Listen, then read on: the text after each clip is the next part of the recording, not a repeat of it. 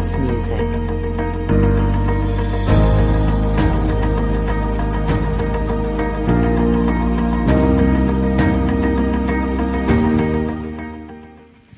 Selamat pagi Bapak Ibu. Saya menyapa kita. Selamat pagi Bapak Ibu. Mohon lambaikan tangannya. Selamat pagi Bapak Ibu. Selamat datang, selamat beribadah. Kita mau bebaskan hidup kita, roh kita, jiwa kita. Saya undang kita bangkit berdiri. Saya undang kita bangkit berdiri semua Bapak Ibu. Kita beri salam kiri kanan kita. Saya percaya seberapapun kita yang hadir pagi hari ini tidak mengurangi antusias kita untuk menyembah Tuhan. Amin. Kita mau bebaskan hidup kita. Kita mau masuk gerbang Tuhan dengan hati bersyukur. Oke, kita naikkan satu pujian. Ku masuki gerbangnya dengan hati bersyukur. Mari saudara, kita mau bebaskan hati kita untuk Tuhan hari ini. Kita mau katakan kepada Tuhan, kami mau masuk gerbangnya Tuhan dengan hati bersyukur. Masuki gerbangnya dengan hati bersyukur, halamannya dengan pujian. Tahu hari ini harinya Tuhan, ku bersuka sebab dari awal kita naikkan pujian ini saudara. Ku masuki gerbangnya dengan hati bersyukur, halamannya dengan pujian. Kataku hari ini harinya Tuhan, ku bersuka sebabnya. Mari berkirang saudara. Dia dirangkatku, oh dia dirangkatku, ku bersuka sebab dia dirangkatku. Oh dia dirangkatku, oh dia dirangkatku, ku bersuka sebab dia dirangkatku. Gerbangnya dan mari saudara, kita masuk dalam gerbangnya Tuhan pagi hari ini. Kami membawa pujian kami Tuhan. Tahu hari ini harinya Tuhan, ku bersuka. Sekali lagi, ku masuki gerbangnya. Ku masuki gerbangnya dengan hati bersyukur, halamannya dengan pujian. Ku tahu hari ini harinya Tuhan, ku bersuka. Mari jemaat Tuhan, dengan girang katakan, dia dirangkatku, oh dia dirangkatku, ku bersuka sebab dia dirangkatku. Oh oh, dia dirangkatku, oh dia dirangkatku, ku bersuka sebab. Sekali lagi katakan, dengan girang kita masuk dalam hadirat Tuhan. Dirangkatku, oh dia dirangkatku, ku bersuka sebab dia dirangkatku. Oh oh, dia dirangkatku, oh dia dirangkatku, ku bersuka sebab dia dirangkatku. Ku bersuka, ku bersuka sebab dia dirangkatku. Kami bersuka Tuhan, ku bersuka sebab dia dirangkatku. Berikan sorak-sorai buat Tuhan saudara. Dalam hadirat Tuhan saya persilakan duduk kembali. Seperti lagu pujian ini saudara, ku masuki gerbangnya dengan hati bersuka, halaman Tuhan penuh dengan pujian. Jadi sebelum kita masuk dalam hadirat Tuhan lebih lagi, kita mendengarkan kebenaran firman Tuhan. Alangkah baiknya kita mengatakan kepada diri kita, kami mau bersuka di dalam Tuhan. Baik Bapak Ibu, kita siapkan hati kita untuk terus boleh menikmati Tuhan. Kita boleh terkondisi dengan roh Tuhan. Kita boleh terkondisi dengan impartasi roh Tuhan hari ini. Kita akan melihat bagaimana Tuhan bekerja menjamah kita semua yang hadir. Siapkan hati kita saudara. Terima kasih Tuhan. Kami mau persembahkan hidup kami kepada Tuhan hari ini. Kami mau persembahkan tubuh kami untuk kemuliaan Tuhan. Kalau di awal kami berkata kami memasuki gerbang Tuhan dengan hati bersyukur, halaman-Mu penuh dengan pujian. Dan karena kami tahu hari ini adalah harinya Tuhan, kami mau menguduskan hari ini untuk Tuhan. Kami mau mendedikasikan hidup kami untuk Tuhan, mempersembahkan tubuh jiwa roh kami untuk kemuliaan-Mu. Terima kasih Tuhan.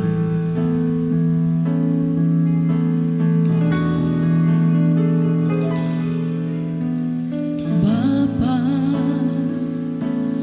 ku persembahkan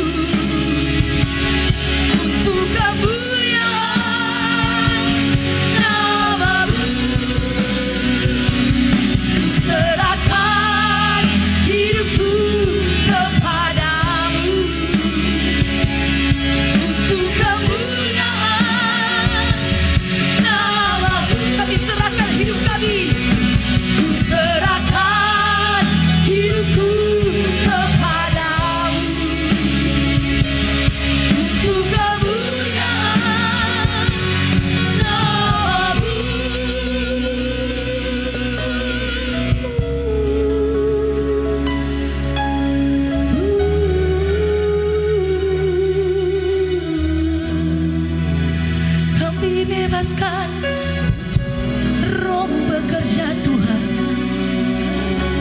Kami sembah Kau, kami sembah Kau Tuhan. Mari saudara, bebaskan Roh-Mu menyembah Tuhan. Bebaskan Roh-Mu bertemu dengan Tuhan di bawah kaki salib Tuhan. Kami mau bergirang menyembah-Mu.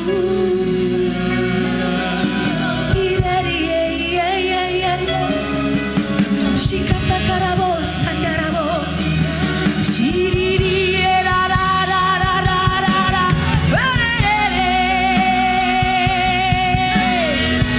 Kami berurusan dengan Tuhan, kami menyenangkan hati-Mu. Shiriri ra ra ra bo ya ra bo ya ra bo. Mari saudara, saya undang kita bangkit berdiri. Bebaskan Roh-Mu, bebaskan Roh-Mu di dalam Tuhan.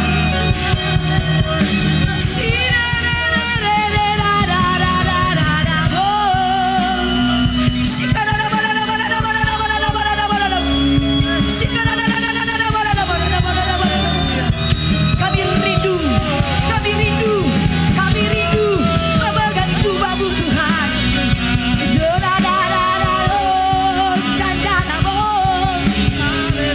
Kami bebaskan roh kami Tuhan, kami bebaskan roh kami.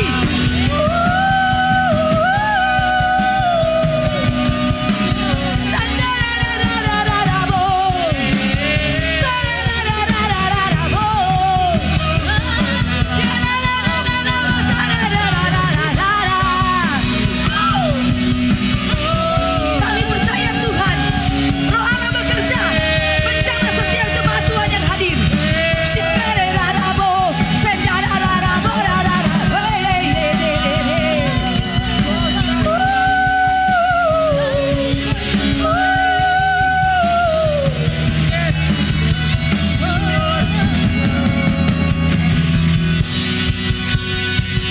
Sebab Kau besar, yes. Haleluya. Tiada seperti Tiada seperti Engkau, sebab Kau besar. perbuatanmu ajaib. Haleluya. Tiada seperti Tiada seperti Engkau, sebab Kau besar, perbuatanmu ajaib. tiada seperti tiada seperti besar perbuatanmu ajaib. Tiada seperti Tiada seperti Engkau, sebab Kau besar. Haleluya. Yes. Sebab Kau Allah yang besar, sebab Kau Allah yang besar Tuhan. Tiada seperti Engkau, perbuatanmu ajaib. Tiada seperti tiada seperti Engkau, tiada seperti Engkau, tiada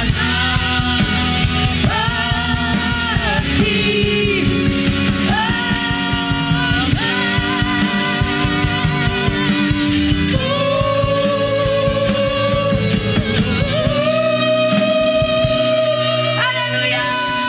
Berikan sorak-sorak yang meriah buat Tuhan.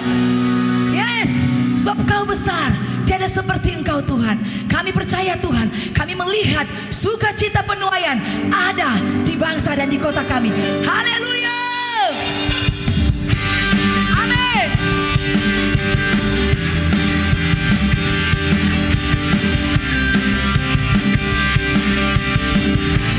Mari saudara. La la la. La la la.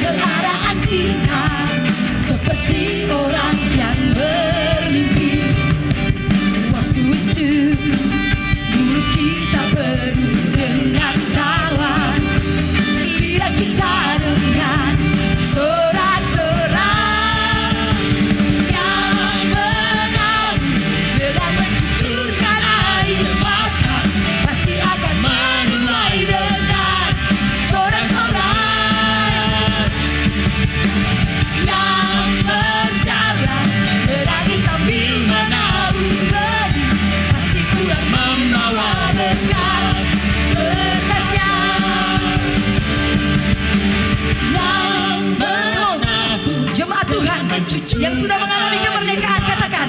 Yes. akan menuai Dengan sorak-sorak yang berjalan, menangis sambil menabur benih, pasti pulang membawa berkas. berkasnya. Yang menabur dengan mencucurkan air mata, pasti akan Menuai dengan sorak-sorak. Yang berjalan, menangis sambil menabur benih, pasti pulang membawa berkas, berkasnya. Pasti pulang membawa berkas, berkasnya. Pasti pulang membawa berkas, berkasnya. La la la, la la la. Haleluya. Berikan sorak-sorak yang meriah buat Tuhan. Yes.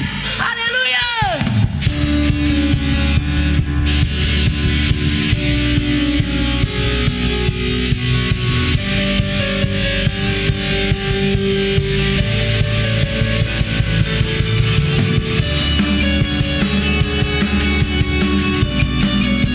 Oh, yeah, yeah,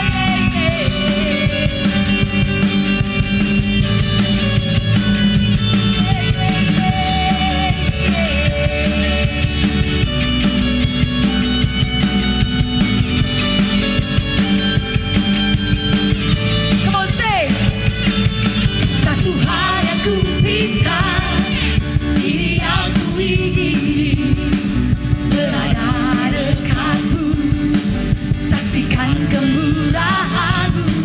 Satu hal yang ku tahu, ini yang ku ingini, menikmati kasih di dalam anugerahmu. Tuhan adalah terangku, penutup hidupku. Kau buatku hidup di dalam rencanamu. Tiada aku takut, tiada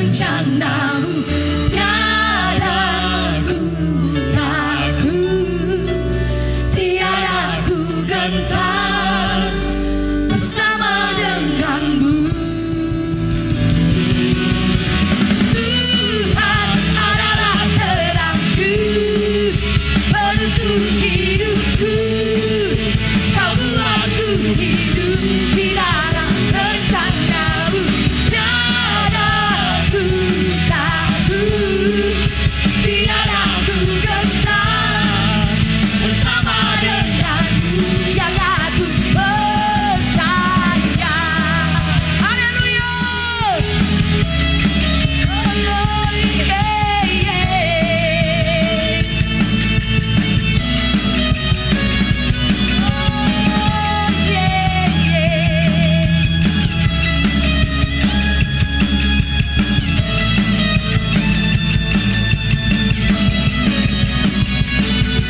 Haleluya. Berikan sorak-sorai yang meriah buat Tuhan. Sekali lagi coba kita berikan sorak-sorai yang meriah buat Tuhan dengan tepuk tangan yang terbaik. Haleluya. Yes.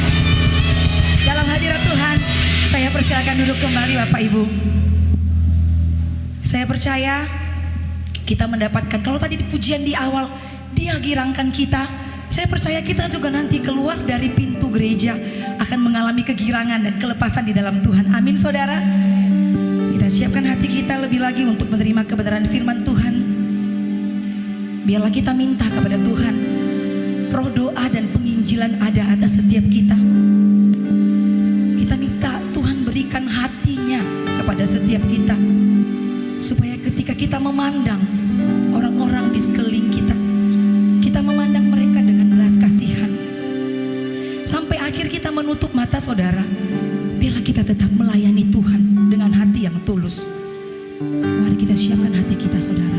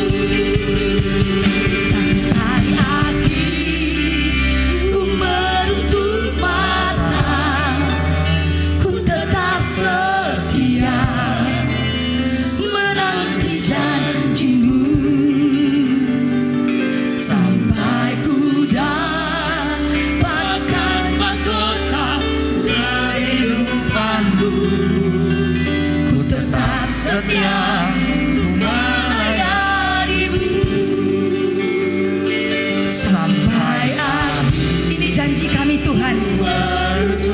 Ini janji kami sama Tuhan pagi ini. Ku tetap setia Menanti janjimu sampai ku dapatkan mahkota kehidupanku.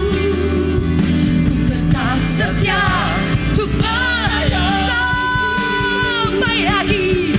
Sampai akhir ku menutup mata. Ku tetap setia menanti janjimu sampai ku dapatkan mahkota kehidupanku. Ku tetap setia untuk melayanimu sampai akhir. Ku menutup mata. Ku tetap setia menanti janjimu sampai dapatkan mahkota kehidupanku. Ku tetap setia untuk melayanimu. Ku tetap setia untuk melayanimu. tetap setia, Ku tetap setia untuk melayanimu.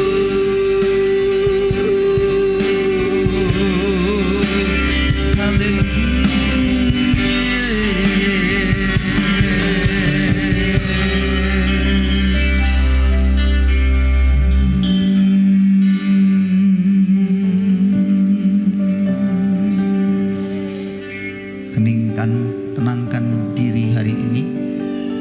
Saya berharap kita berdoa masing-masing sebelum mendengar kebenaran. Biarlah kita hari ini menerima pencerahan yang baru. Kalau pemikiranmu masih melayang-layang, suruh tenang, suruh diam pemikiranmu yang melayang-layang. Perintahkan pemikiranmu hari ini supaya benar-benar terarah kepada firman. Dalam nama Yesus kami sambut firman Tuhan hari ini ya Tuhan, dengan penuh sukacita. Berikan pengertian kepada kami, berkati firman-Mu untuk kami semuanya, dan kiranya Roh-Mu yang kudus menolong kami hari ini mendapatkan sesuatu pencerahan yang baru. Dalam nama Yesus kami berdoa. Haleluya. Amin. Amin. Selamat pagi, Shalom. Ya, saudara-saudaraku yang dikasih Tuhan, senang sekali kita kembali berada untuk beribadah bersama. Dan kita akan melihat kebenaran lagi. Siapkan Alkitab saudara, siapkan catatan saudara, siapkan pulpen saudara. Kalau Anda punya handphone Android, matikan semuanya. Buat mode pesawat supaya tidak masuk yang lain-lainnya, dan hanya Anda bisa melihat Alkitab elektronik Anda. Dan saya berharap betul Anda dan saya hari ini benar-benar bisa mendapatkan sesuatu yang baru.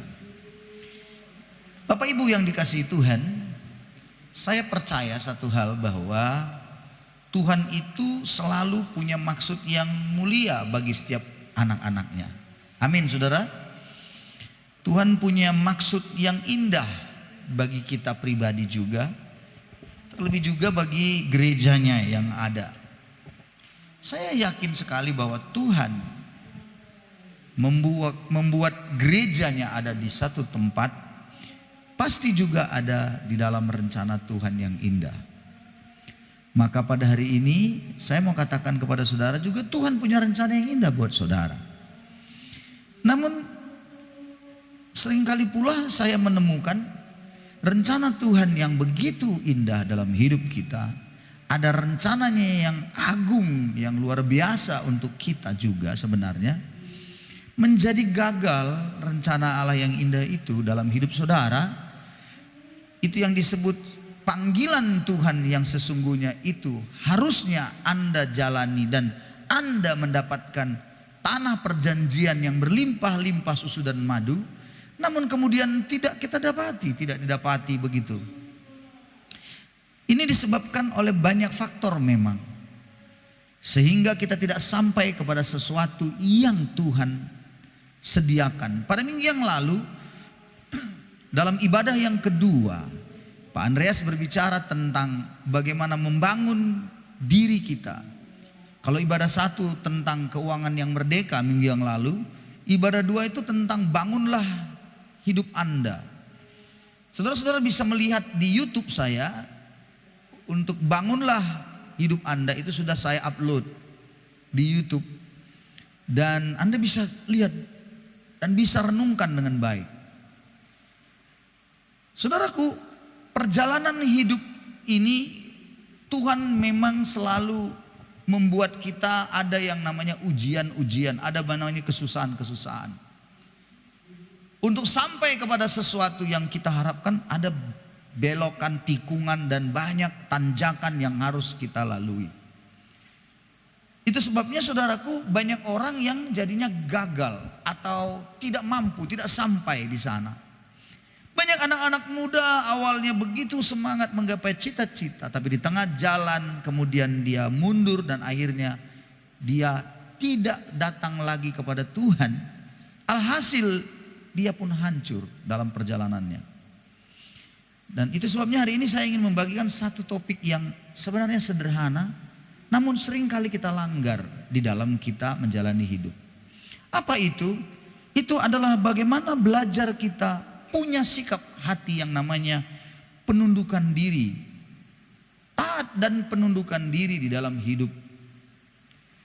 Orang seringkali berpikir itu tidak terlalu penting. Yang paling penting adalah talenta, bakat, apalagi pintarnya, IQ-nya. Saya melihat justru anak-anak muda yang IQ-nya hebat-hebat, tinggi IQ-nya, tapi tidak mencapai potensi maksimalnya, tidak mencapai yang namanya tanah Kanaan dalam hidupnya itu. Bukan dia kekurangan kepandaian, bukan dia kekurangan sebenarnya cerdas, IQ-nya itu, intelijensinya bukan. Tapi ada satu sikap yang dia tidak miliki di dalam dia menjalani hidup, yaitu sikap hati yang namanya menundukkan diri. Di dalam hidup berkeluarga itu teramat penting sekali, namanya sikap hati yang punya penundukan diri. Di dalam hidup bergereja seperti kita itu harus punya sikap itu. Apalagi kalau kita lihat bicara tentang di sekolah. Itu kalau di sekolah misalnya disuruh buat PR, tidak dilakukan, itu akan ada hukumannya, akan ada disiplinnya. Tapi banyak sekali murid-murid begitu dia didisiplinkan, karena dia melakukan suatu pelanggaran atau tidak taat, anehnya ini anak justru ngamuk kayak orang gila. Gurunya pun dia hina, gurunya pun dia maki-maki, habis. Padahal maksud guru itu semuanya menanamkan dalam diri ini sikap penundukan diri, taat itu. Karena sikap itu yang akan dibawa sampai kita mati ternyata. Saya dulu berpikir ketaatan dan penundukan diri itu poinnya yang kesekian puluh di dalam menggapai hari esok, menggapai masa depan.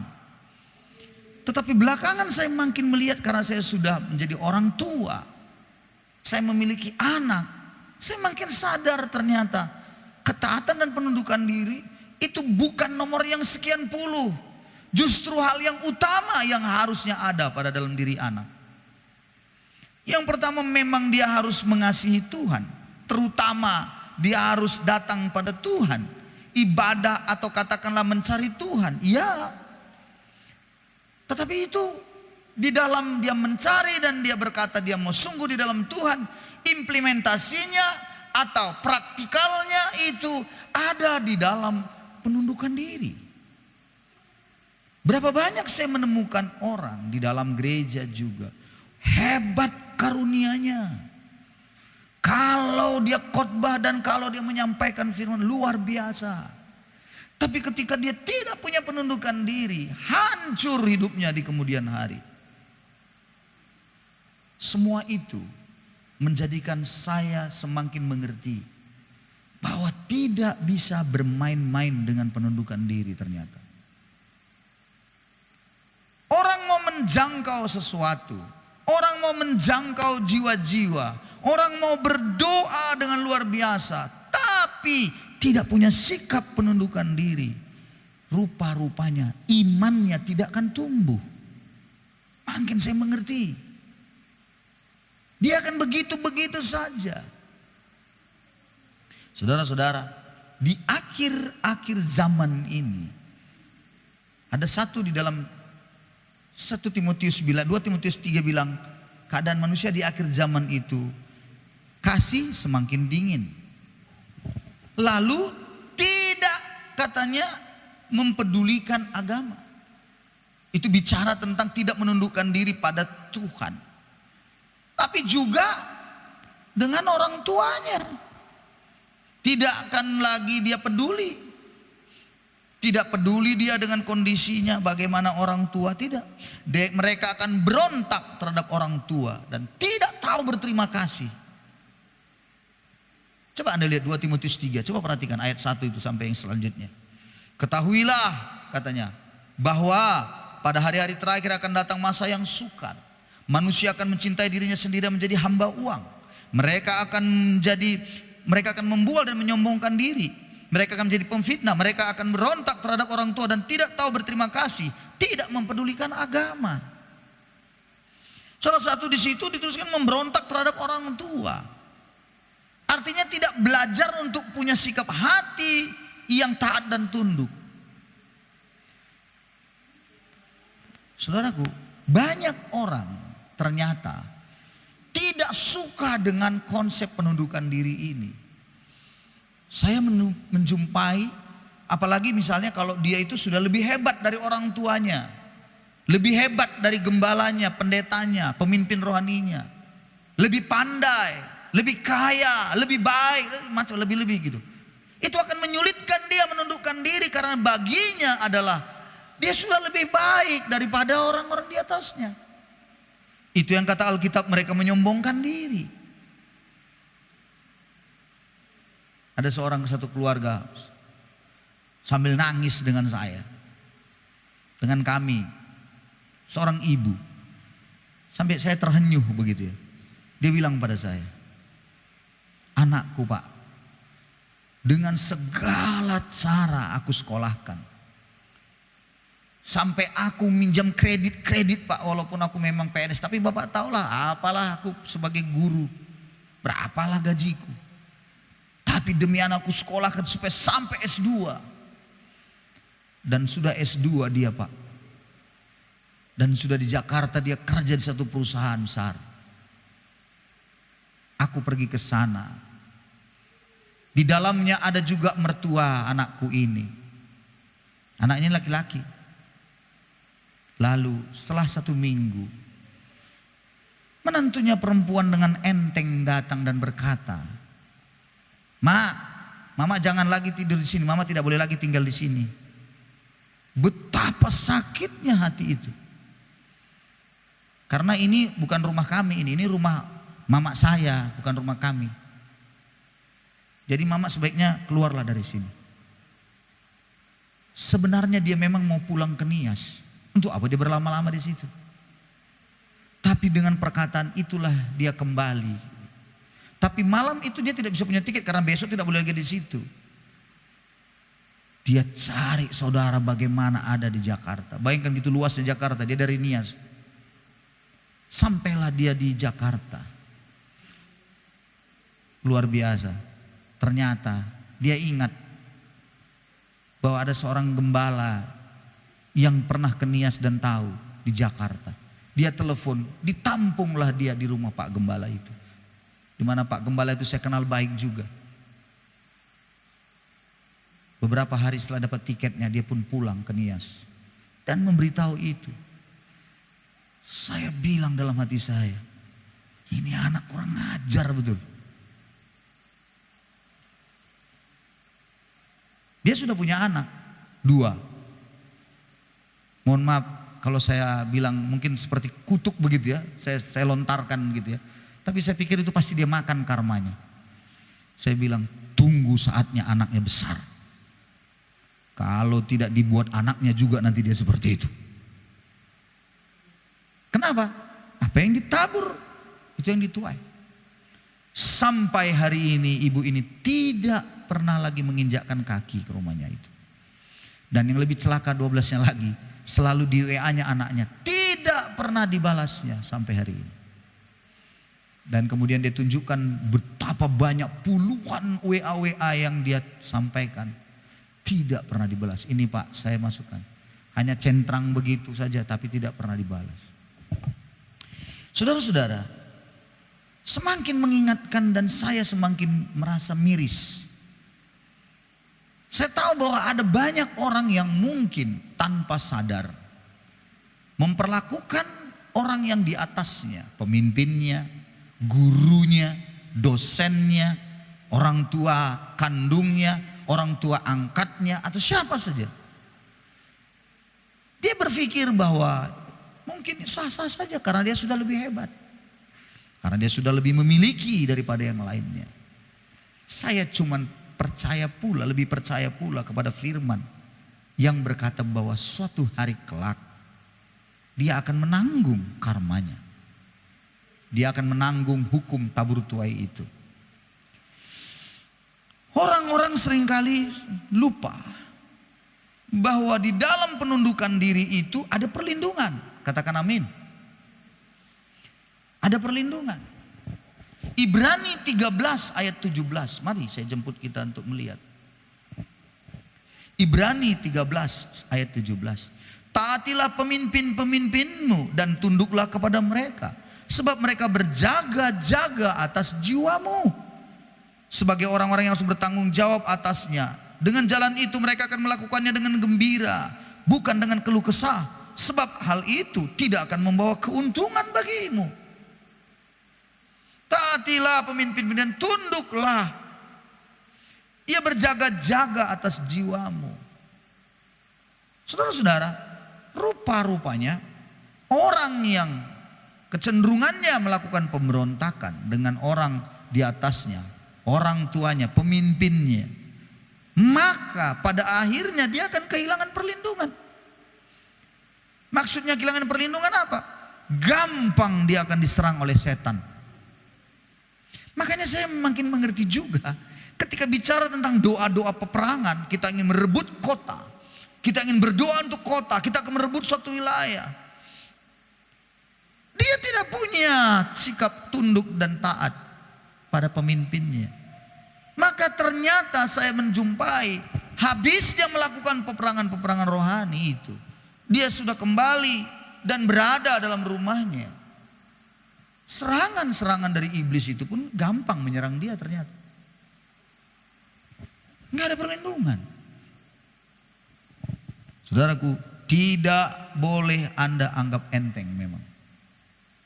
Kalau kita belajar daripada Tuhan Yesus, Lukas 2, mari kita perhatikan. Waktu kita sangat terbatas ya. Saya akan coba bisa menjawab atau membagikan semaksimal mungkin dalam waktu yang sangat terbatas ini. Lukas pasal 2, perhatikan.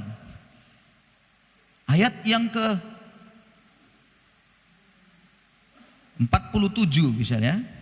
48. Perhatikan, kalau kisah ini menggambarkan bagaimana Yesus berada di bait suci dan Yusuf dan Maria mamanya bapaknya itu sudah pergi. Dipikirnya di tengah jalan Yesus dengan saudara-saudara karena mereka waktu itu merayakan Paskah ya, merayakan suatu perayaan di Yerusalem. Apa yang terjadi?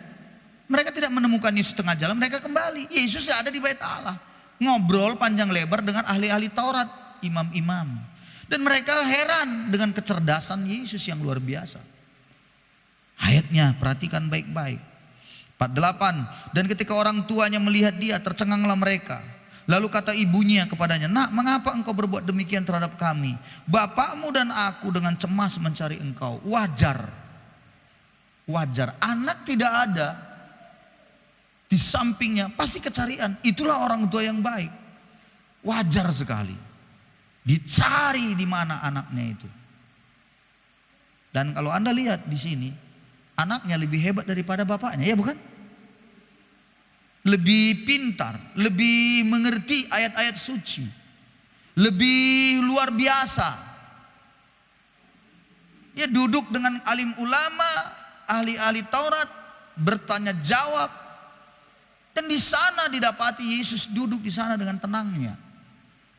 Yesus tidak memikirkan orang tuanya, tapi orang tua mencari dan bagaimana anakku tadi. Perhatikan yang Yesus lakukan selanjutnya. Jawabnya kepada mereka, jawab Yesus, "Mengapa kamu mencari aku? Tidakkah kamu tahu bahwa aku harus berada di dalam rumah Bapakku?" Yesus sedang mengatakan bahwa aku lebih mementingkan Tuhan loh, Pak. Aku bukan jahat. Aku bukan bikin onar. Aku bukan nipu. Aku bukan mencuri. Aku bukan berteman dengan gerombolan-gerombolan penjahat-penjahat atau berandal-berandalan itu. Aku di rumah Tuhan loh. Aku ini rohani, kan begitu. Ngerti maksudnya? Nangkap nggak? Lalu kemudian 51. Tapi mereka tidak mengerti apa yang dikatakannya kepada mereka. Perhatikan, tidak mengerti. Artinya Yesus levelnya, pengertiannya sudah di atas. Mama bapaknya masih di bawah. Ngerti maksud saya? Iya kan? Nggak ngerti. Karena itu memang belum ditangkap oleh Yusuf dan Maria. Bahwa memang Yesus itu adalah Allah yang menjadi manusia. Tapi Yesus memberikan sebuah contoh yang luar biasa. Aku di sini loh, Mak. Nah, menariknya ayat 51. Menariknya. Lalu ia pulang bersama-sama mereka ke Nazaret dan ia tetap hidup dalam asuhan mereka. Dan ibunya menyimpan semua perkara itu dalam hatinya. Wajar. Ibu biasanya suka menyimpan sesuatu tentang hal-hal yang mungkin akan terjadi. Bagaimana keadaan anakku. Ibu itu pasti gitu. Kalau bapak sih nggak pedulian dia. Dipetakannya dunia ini. Kan kira-kira begitu dia. Ibu itu biasanya udah mikirin jauh gimana nanti anakku. Sama kayak istri saya. Ibu di rumah, ibu gembala juga gitu. Si Grace di sana, "Ma, bilang lu sama papa lah, Pak, kirimkanlah aku uang. Kepingin kali aku makan donat." Kirim. "Berapa donatnya?" 40.000. Kasih 100.000. Senang dia beli donat, sampailah di asramanya. Karena mereka nggak bisa keluar kan. Kalau keluar takut semua memang karena begitu maraknya virus itu. Sampai di rumah, sampai di kosnya, dibukanya, di fotonya, di video callnya, udah sampai, makasih gini-gini. Iya. Mamanya bilang, anakku inilah donat.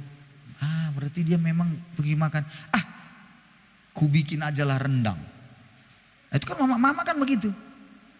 Saya bilang, untuk apalah aku bikin rendang? Di sana bisa dibelinya rendang. Semuanya, enggak, di sini. Ongkosnya saja 1 kilo dari sini ke sana udah berapa puluh ribu itu ongkosnya, belum lagi bikin rendangnya. Begitu dibilang, "Bagaimana Grace, mau kamu rendang?" Datang pula si Grace tadi, "Mau." Dibikin mamanya lah, entah 2 kilo atau 1,5 kilo, lupa saya. 2 kiloan lah kira-kira begitu. Kirim. Ongkosnya saja 200-an ribu, saudara-saudara. Ngerti maksud saya? Itulah hati ibu. Begitu sampai di sana, "Ma, terima kasih." Dimasaknya lagi, diulangnya lagi. Rendang itu kan kalau makin lama dipanas-panas makin enak. Yuk, terima kasih. Diajaknya kawan-kawannya lagi yang lain. Ada dari Papua teman-temannya. Makasih ya tante gini. Saudara-saudara, itulah ibu menyimpan. Dia selalu rindu. Bagaimana supaya anaknya itu bisa berhasil. Tapi saya mau katakan kepada saudara hari ini, perhatikan ayat itu berkata, 51. Lalu ia pulang ke Nazaret. Ngapain? tetap hidup dalam asuhan mereka. Jadi walaupun mama bapaknya itu bodoh, ini kan kalau kata kasarnya saya, IQ-nya rendah, anaknya itu lebih pintar, ternyata anak itu harus tetap berada dalam asuhan orang tuanya. Itu yang dimaksud dengan memiliki sikap hati yang tunduk dan taat. Anda harus punya itu. Supaya apa? Supaya Anda bertumbuh. Ada perlindungan. Iman Anda akan naik. Dan ayat 52 membuktikannya. Dan Yesus makin bertambah besar, bertambah hikmatnya, berarti bertumbuh. Besarnya berarti badan jiwa tubuhnya makin dikasih oleh Allah dan manusia. Itu berbicara apa? Ada pertumbuhan rohani. Karakternya itu tumbuh dengan baik. Saudara-saudara, ada orang yang karena dia tidak punya sikap hati yang benar dengan orang tuanya, menundukkan diri sikap hatinya itu dengan benar, dia nggak akan, karakternya nggak akan tumbuh, hikmatnya itu nggak akan tumbuh, imannya nggak akan tumbuh, dia nggak akan naik kepada level yang selanjutnya. Begitu juga di dalam dunia rohani, perlu punya sikap hati, menundukkan diri pada pemimpin, gembala. Walaupun mungkin gembala itu tamatannya mungkin tamatan SD, tamatan SMP.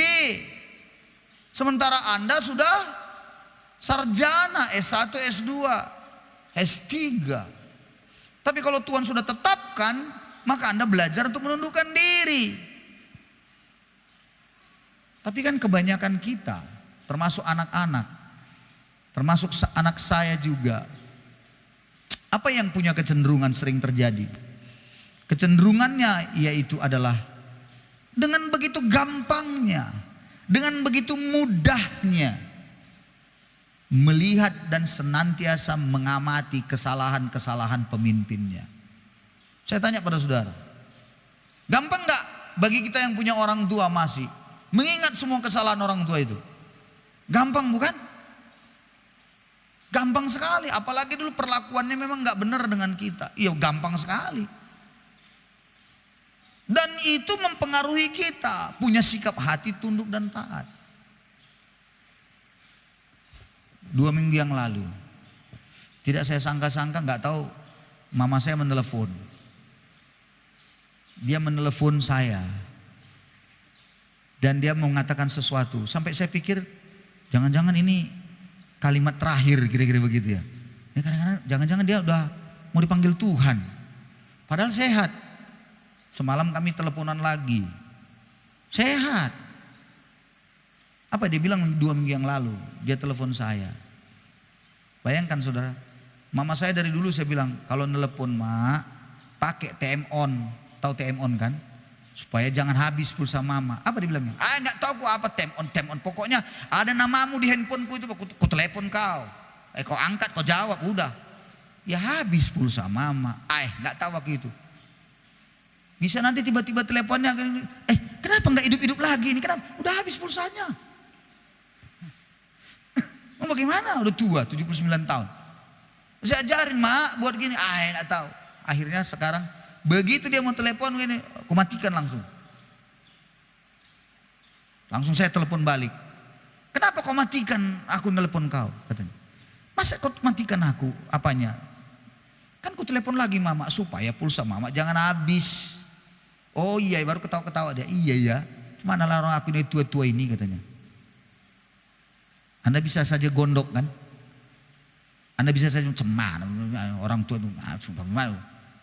Beling-beling kan begitu kan? Tapi cuma saya ketawa saja, mak, itulah namanya teknologi. Ya udahlah, nggak tahu aku. Lalu saya bilang, ya memang mama nggak tahu. Udahlah bikin aja minyak urut itu. Itulah tugas mama. Kirimkan ke sini minyak urut itu. Itulah minyak kusut-kusut. Itu. Memang itu mama jagonya memang di situ. Itulah talenta, bikin aja. Tapi yang menarik, 2 minggu yang lalu saya telepon, dia bicara. Apa tadi mak? Saya bilang. Dia cerita begini, kau kan paling besar. Ah iya mak, paling besar. Terus kenapa? Kau tahu adik-adikmu ini 4 orang. Ingat ya, kau apakanlah adik-adikmu ini semua. Kau bimbing mereka. Kenapa rupanya mak? Karena aku tengok adik-adikmu ini semua jarang kau komunikasi dengan mereka. Aku tahulah, mama tahulah, mungkin kau sakit hati sama adik-adikmu ini. Karena mereka ini agak bandel-bandel mungkin. Tapi ingatlah kau yang paling besar, kau paling tua. Dan kau itu sudah pendeta. Jadi kau harus belajar untuk sabar. Iya mak. Tidak ada satu pun saya bantah. Iya mak. Kau ingat itu ya. Kau paling besar, memang anak paling besar, tua. Dia bilang tua karena saya paling besar, selalu panggilannya tua. Zaman dulu waktu saya masih hidup bersama dengan keluarga, kalau saya disebut tua, itu berarti aman dan sentosa semuanya. Tapi begitu dipanggil nama aku, Pias, itu berarti celaka 12, ada gempa bumi yang terjadi ini. Tapi kalau panggil tua, berarti aman lah itu. Nah itu saya biasa gitu. Dan dia mengatakan kepada saya, mau saya terenyuh dan diem gitu ya. Dia beritahu, ingat ya, kalau kau itu sebagai anak yang paling tua, memang selalu yang busuk-busuk biasanya sama anak yang paling besar. Kalau lagi senang-senang semuanya, kau akan dilupakan. Tapi kalau ada masalah, ada yang bau-bau semuanya menyelesaikan, kau pasti yang akan dicari. Begitu memang sudah kodratnya. Saya keling kepala. Saya bilang, iya mak. Kau ingat itu baik-baik. Iya mak. Kau kan tahu adik-adikmu ini semua ini. Ini tengoklah disebutkanlah begini adikmu ini dia ceritain. Rajinlah kau menghubungi mereka. Tanyalah. Iya mak. Memang udah lama juga nggak kutanya-tanyai. Karena selalu saja bikin ulah. Bikin mama nangis lah. Tiba-tiba mama nangis menelepon saya. Adik itu yang bikin ulah lagi, apa katanya sama mama saya. Ya terpaksa lah dikeluarkan dulu ya, ditanggalkan dulu juga pendeta, jadi pendekar dulu kan begitu. Bahasa ngomong saya pun agak tegas dan keras, baru nurut. Bukan sekali 2 kali. Tapi begitu pun, karena itu adalah pesan dan itu adalah orang tua yang menyatakannya. Tidak ada satu pun saya bantah. Istri saya, ibu gembala tanya saya, apa tadi kata mama? Gini. Kayak pesan terakhir, jangan-jangan, mana tuh dia mau mati pula dia nanti itu, jangan-jangan. Saya bilang, gak tahu saya, pokoknya itu disampaikannya, aku diam aja lah. Betul juga yang dibilangnya itu. Saudara-saudara, punya sikap hati yang tunduk itu penting. Amin saudaraku. Mengenai semua ini yang masih muda-muda ini. Penting. Dengerin. Supaya kita bertumbuh, supaya kita naik, hikmat dapat, perlindungan dapat. Tapi ada sebuah pertanyaan yang sungguh tragis. Buat saya itu pertanyaan yang tragis itu maksudnya gini, selalu itu menjadi pertanyaan yang kambing hitam begitu ya. Dibilang begini, bagaimana mungkin Pak saya menundukkan diri pada orang yang tidak beres hidupnya di depan mata saya? Bagaimana mungkin Pak saya bisa menundukkan diri dengan pemimpin saya yang sudah tahu saya lihat salahnya? Tak mungkin Pak, mana bisa itu?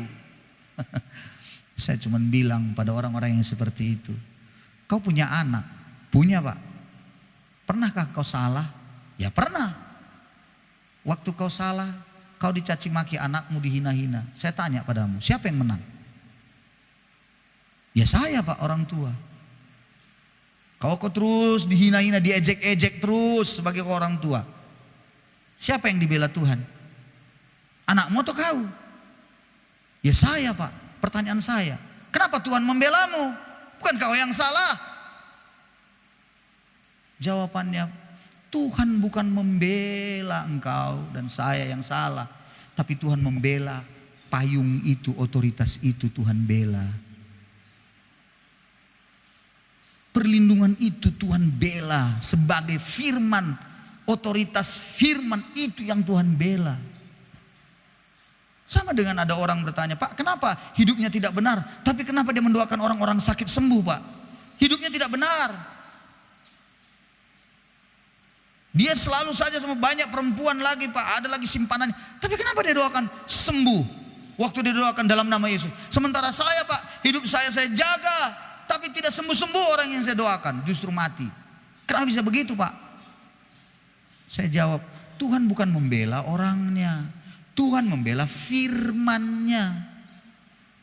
Karena firman-Nya berkata, tanda-tanda ini menyertai katanya kan. Menggunakan nama Yesus Tuhan bela itu. Orangnya itu bisa masuk neraka. Mana buktinya? Alkitab berkata, pada akhirnya nanti akan ada yang berseru, Tuhan, Tuhan, bukankah kami sudah bernubuat demi nama-Mu? Bukan kami sudah mengusir setan demi nama-Mu? Bukan kami sudah meletakkan tangan mukjizat juga terjadi demi nama-Mu? Apa Tuhan bilang? Nyak kau. Buat kejahatan, aku tidak mengenal engkau. Saudara-saudara,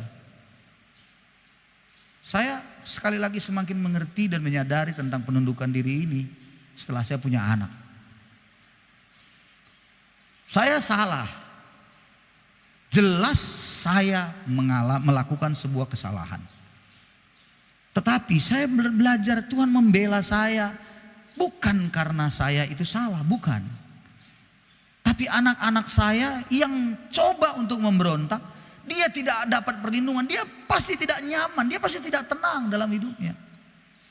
Dan yang lebih parah lagi, kehidupannya di masa depan akan suram.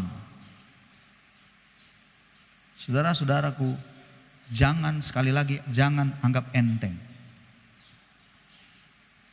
Kalau di dalam Alkitab ada banyak contoh-contoh. Musa melakukan sebuah kesalahan. Di dalam kitab Bilangan dikatakan Musa mengambil perempuan Kusi menjadi istrinya. Padahal itu tidak boleh. Perempuan Kusi itu artinya bukan wanita dari kumpulan orang Israel, suku Israel. Tuhan sudah bilang kamu tidak boleh mengambil perempuan dari bangsa lain. Harus dari bangsamu. Kalau engkau suku Manase, maka engkau bisa mengambil dari suku Ruben.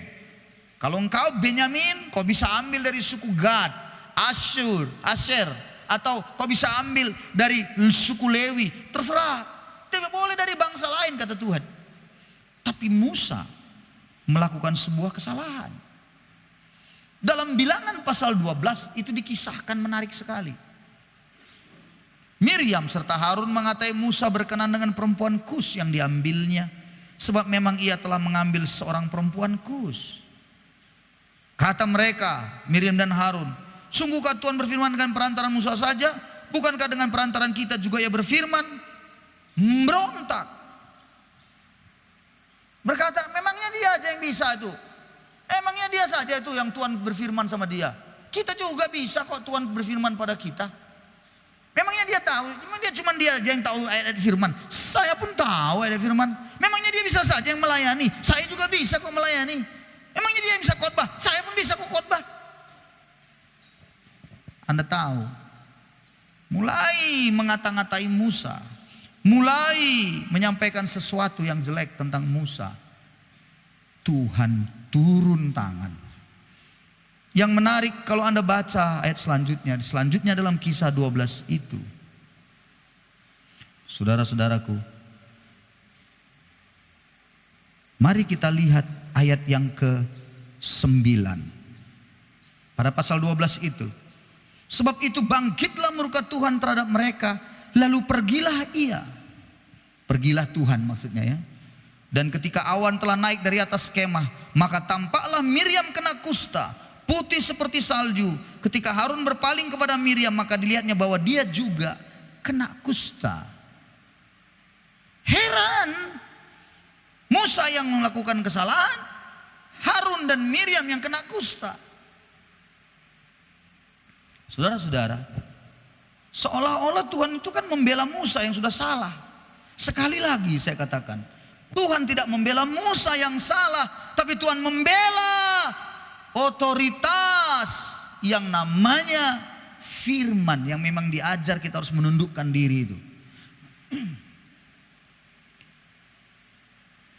Tuhan membela itu. Makanya saya katakan tadi, Anda orang tua melakukan kesalahan, tapi anak Anda memaki-maki Anda, menghina, menjelekkan Anda, yang kena kusta itu adalah anak Anda, bukan Anda, bukan orang tuanya. Kusta itu adalah sebuah jenis penyakit pada zaman dulu itu, mematikan sekali karena tidak ada obatnya. Kusta itu kalau ada di telinga misalnya atau di hidung itu dimakannya itu semua telinga dimakan sampai akhirnya hilanglah ini telinga ini. Kalau ada di hidung dia bisa bolongin hidung ini. Kalau di tangan dia bisa jari itu dia hilangkan. Artinya secara rohani kusta-kusta rohani, begitu Anda tidak menundukkan diri, Anda akan banyak kehilangan. Iblis akan merenggut segala sesuatu dalam hidup Anda karena Anda tidak menundukkan diri. Jadi sebabnya saya selalu mengajarkan kepada setiap orang yang namanya mau belajar untuk tumbuh, mau naik atau katakan mau dipakai Tuhan lebih lagi. Milikilah sikap hati Anda tunduk pada pemimpin Anda. Orang tua Anda di rumah. Kalau Anda seorang pelajar, belajarlah kau punya sikap hati tunduk pada gurumu. Gak usah kau kata-katai gurumu itu. Zaman saya dulu waktu SMA memang tuh ngeri-ngeri sedap kalau kami dulu tuh. Aduh, setiap guru itu ada labelnya. Ada guru yang agak keriting rambutnya, ibu Indomie masuk, ibu Indomie. Ah itu kan masuk, diejek lagi ibu itu. Agak lagi ada perut bapak itu agak gini, ikan buntal masuk, ikan buntal masuk. Semuanya ada levelnya itu guru-guru itu saya buat. Dan memang saya suka melihat kami yang dulu-dulu yang bandel-bandel itu semuanya. Pada akhirnya memang selalu waktu mau keluar, mau selesai dari SMA, bertangis-tangisan, mendatangi bapak ibu guru itu, minta maaf, mohon doa restu. Mau kemana? Mungkin mau kawin. Ya kan begitu kan? Akhirnya lupalah semuanya. Guru-guru kami itu pun dulu setelah kami nangis juga dia. Dipeluknya lah kak. Makanya kau baik-baik kau amangnya katanya. Karena orang Batak pula ibu ini kan. Kemanapun kau pergi baik-baik kau amangnya. Sehat-sehat kau ya. Kau ingat-ingatlah kami di sini. Guru itu udah lupanya itu kan. Begitu banyak muridnya. Mana lagi diingat itu. Kemarin pemilihan ketua alumni Stambuknya kami, Stambuk 90 alumni SMA Negeri 1 Medan. Wah itu pada heboh semua. Saya cuma mengamati, mengikuti.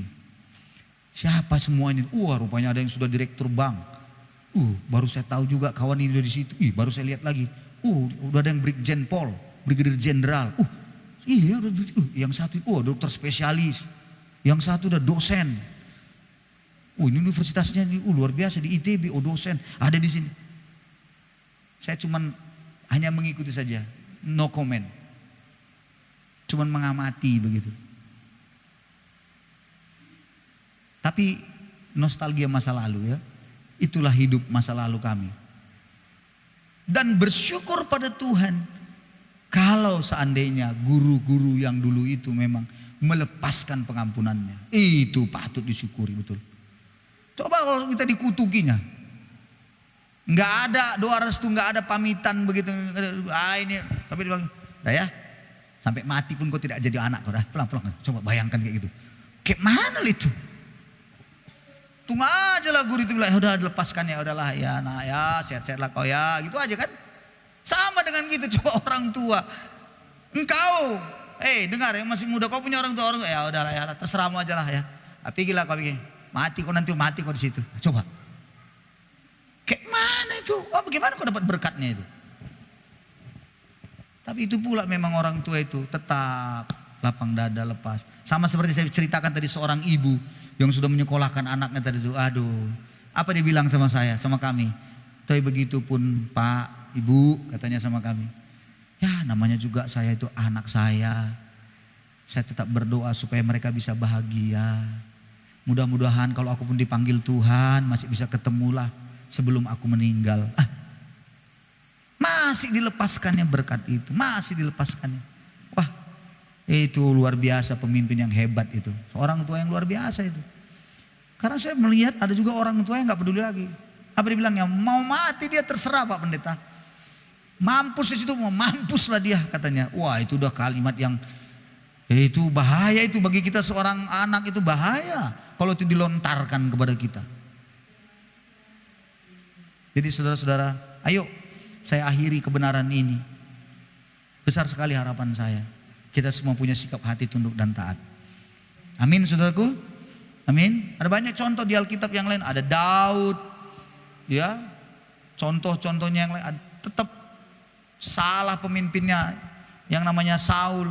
Tapi tetap punya sikap hati. Sampai akhirnya Daud dikenal sebagai orang yang berkenan di hati Tuhan. Berkenan di hati Tuhan karena sifatnya, bukan karena hebatnya. Berkenan di hadapan Tuhan bukan karena Daud mengalahkan Goliat, bukan. Daud berkenan di hadapan Tuhan karena sifat itu, punya penundukan diri. Saul sudah bisa dibunuh di depan matanya 2 kali. Ada kesempatannya untuk melakukan balas dendam, tapi dia tidak melakukannya. Pada akhirnya Daud ketika menjadi seorang raja, Tuhan meluaskan kekuasaannya dan namanya harum termasyur kepada bangsa-bangsa lain di sekelilingnya. Dan kerajaan Israel pun menjadi kerajaan yang kuat di bawah kepemimpinannya. Terima kasih, kita mengucap syukur kepada Tuhan. Amin saudara. Kalau kita bisa ada hari ini dan kita semuanya akan meraih hari esok kita. Kita berterima kasih kepada Tuhan. Kita masih sehat, kita masih kuat hari ini. Tapi biarlah saya minta kita semuanya punya sikap hati tunduk dan punya taat kepada pemimpin. Supaya apa? Kita bisa meraih hari esok kita dengan luar biasa. Amin. Mari kita beri tepuk tangan pada Yesus kita yang luar biasa. Yang memberikan kebenarannya, firman-Nya meneguhkan kita pada hari ini. Mari kita datang kepada Tuhan. Haleluya. Terima kasih Tuhan.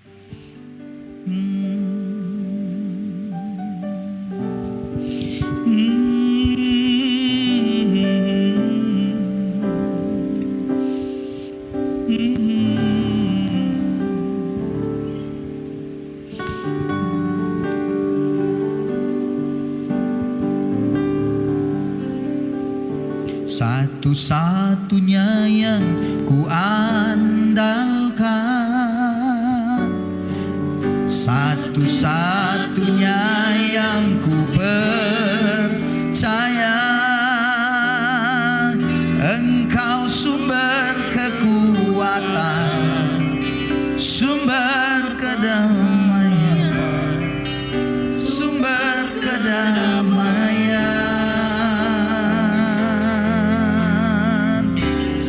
Satu-satunya yang ku andalkan,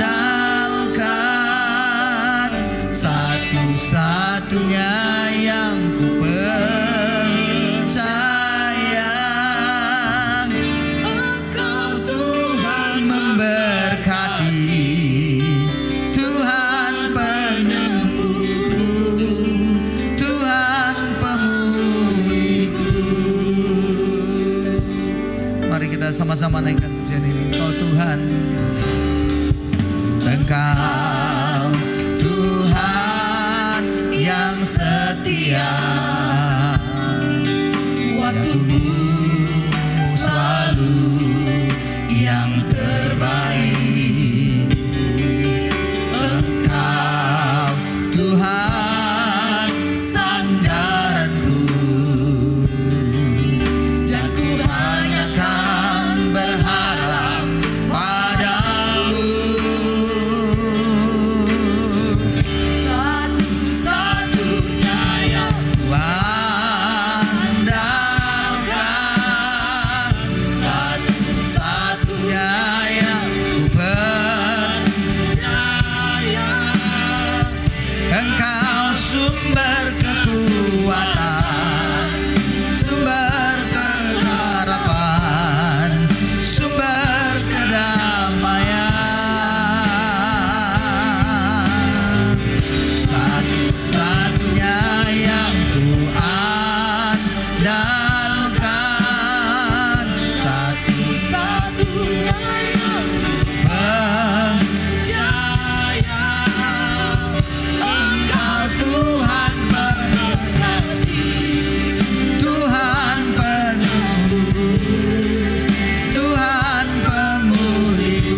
Sekali lagi, satu-satunya, lambaikan tangan saudara, satu-satunya. Satu-satunya yang Ku andalkan, satu-satunya yang percaya. Engkau Tuhan kekuatan, sumber pengharapan, Sumber kedamaian.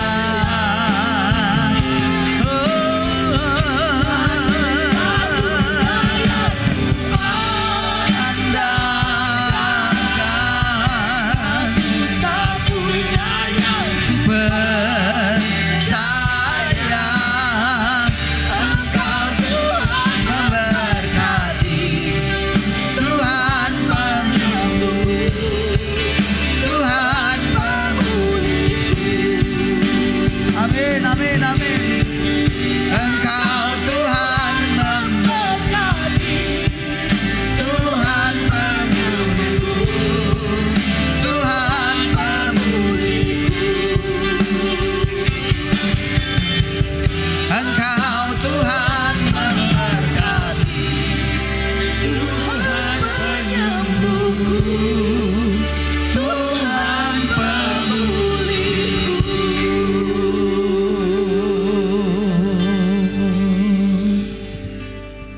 Bapa yang baik, terima kasih untuk kebenaran-Mu pada hari ini. Biarlah kami menjadi orang-orang yang menang di dalam menjalani hidup ini. Kami mendapatkan perlindungan, kami juga memperoleh hikmat lebih lagi ketika kami memiliki sikap hati yang tunduk dan taat kepada orang di atas kami, kepada pemimpin kami, kepada orang tua kami. Tuhan tolong supaya kami bisa mempraktekkan kebenaran ini lebih lagi. Terima kasih Bapa, kami mengucap syukur, terpujilah nama-Mu. Dalam nama Yesus kami berdoa. Haleluya. Amin. Amin. Saya serahkan kembali. Amin. Saudara diberkati, yang diberkati lambaikan tangannya Bapak Ibu. Firman Tuhan yang luar biasa mengajarkan kita hari ini untuk taat dan penundukan diri kita ada kepada pemimpin rohani, pemimpin kita di rumah orang tua kita, pemimpin kita di bangsa, di kota, dan terlebih pemimpin kita, yaitu Tuhan. Baik Bapak Ibu, ibadah kita sudah selesai. Saya undang kita bangkit berdiri dan kita terima berkat Tuhan. Sebab Kau besar, perbuatan-Mu ajaib, tiada seperti Engkau, tiada seperti Engkau. Sebab Kau besar, perbuatan-Mu ajaib, tiada seperti Engkau, tiada sebab Kau besar, sebab Kau besar, perbuatan-Mu ajaib, tiada seperti Engkau, tiada seperti Engkau. Sebab Kau besar, perbuatan-Mu ajaib, tiada seperti Engkau, tiada seperti Engkau, tiada seperti Engkau, tiada seperti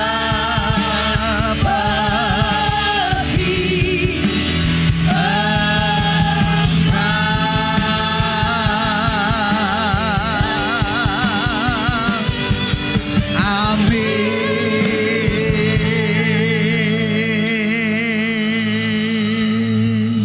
Terima kasih untuk ibadah kami pada pagi hari ini Bapa. Kami percaya Engkau sudah memberkati kami. Firman-Mu ya dan amin menolong menuntun kami. Kami bersyukur untuk kebenaran yang kami sudah dengar. Kami berdoa biarlah bertumbuh itu dalam hidup kami, dalam hati kami. Dan Tuhan memberkati kami sekaliannya, memberkati kami semuanya di dalam pekerjaan usaha mata pencarian kami. Kami juga berdoa Tuhan, kami berharap supaya pembangunan gedung sekolah minggu bisa terus selesai sampai finishing. Kami doakan biar Tuhan mencukupkan semua kebutuhan Dan kami rindu gedung ini bisa dipakai untuk kemuliaan Tuhan bagi anak-anak kami sekaliannya. Kami menyerahkan juga hari ini kota kami dalam tangan Tuhan. Nias kami, biarlah Tuhan campur tangan selalu. Berkati Nias ini, berkati kota kami. Lingkupi dalam rencanamu yang indah. Dan Indonesia juga ada dalam rencana Tuhan. Berkati juga Bapak Presiden kami, pemimpin kami, dan wakilnya seluruh jajaran menteri. Kami rindu semuanya bisa bekerja sama bahu-membahu untuk mengerjakan banyak hal untuk bangsa ini. Akhirnya Tuhan, kami sangat rindukan supaya semua kami di dalam gereja ini bisa menjadi berkat bagi banyak orang di luar sana. Kami menjadi saksimu, kami bisa memberitakan kebenaran kepada banyak orang. Pakailah kami, pakailah gereja ini menjadi saluran berkat-Mu. Terima kasih Tuhan, kami mengucap syukur. Kami pulang dan mengangkat kedua belah tangan kami menerima berkat Tuhan. Kekasih-kekasih Tuhan yang luar biasa, pulanglah engkau ke rumahmu dengan sukacita, dan kiranya berkat dari Allah Bapa turun berlimpah dalam kehidupanmu. Di dalam cinta kasih-Nya Kristus Yesus Tuhan, serta penyertaan dari Allah Roh Kudus akan selalu bersama dengan engkau sekaliannya dari hari ini sampai selama-lamanya. Setiap yang percaya dan diberkati Tuhan sama-sama katakan amin, amin. Tuhan berkati kita semuanya. Boleh angkat tangan siapakah yang baru pertama kali hadir bersama dengan kami pada hari ini kita di ibadah? Siapakah? Boleh angkat tangannya. Oh tidak ada, baik. Tuhan berkati sampai hari Minggu. Selamat hari Minggu, sampai ketemu minggu depan.